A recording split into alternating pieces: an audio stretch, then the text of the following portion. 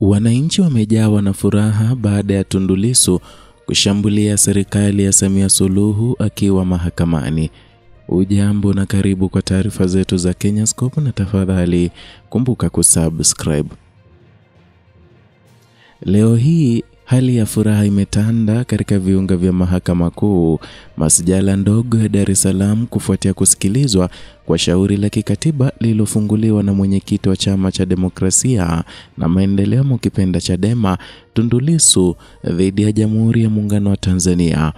Shauri hilo lenye nambari 11496 ya mwaka huu limeibua mjadala mpana kuhusu haki ya kupata utetezi wa haki na nafasi ya uwazi katika mfumo wa haki jinai.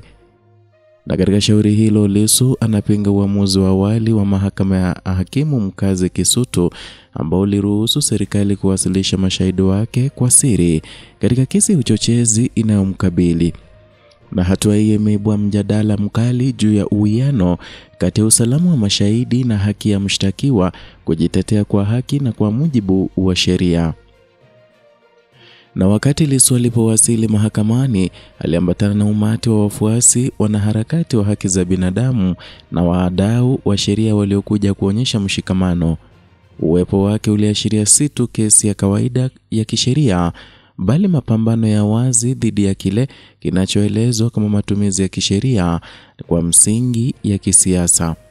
Shauri hili linazidi kuvutia hisia nzito kutokana na hoja kuwa kuruhusu shahidi wa siri kunaweza kudhoofisha msingi wa haki ya mshtakiwa kupata taarifa kamili dhidi ya mashtaka yanayokabiliana nayo.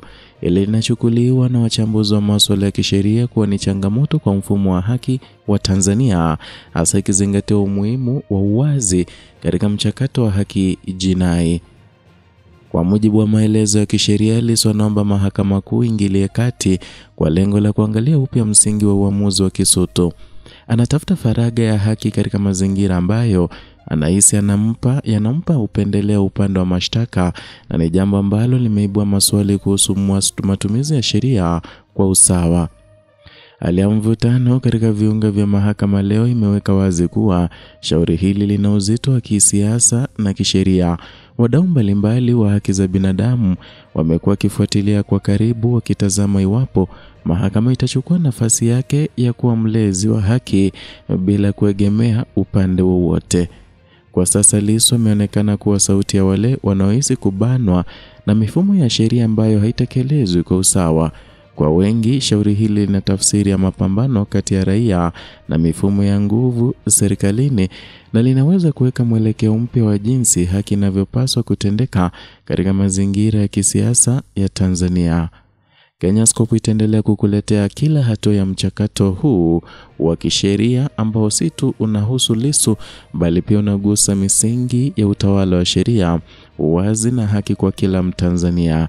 Tafadhali endelea kutazama na kufuatilia kwa undani matukio haya kupitia channel hii.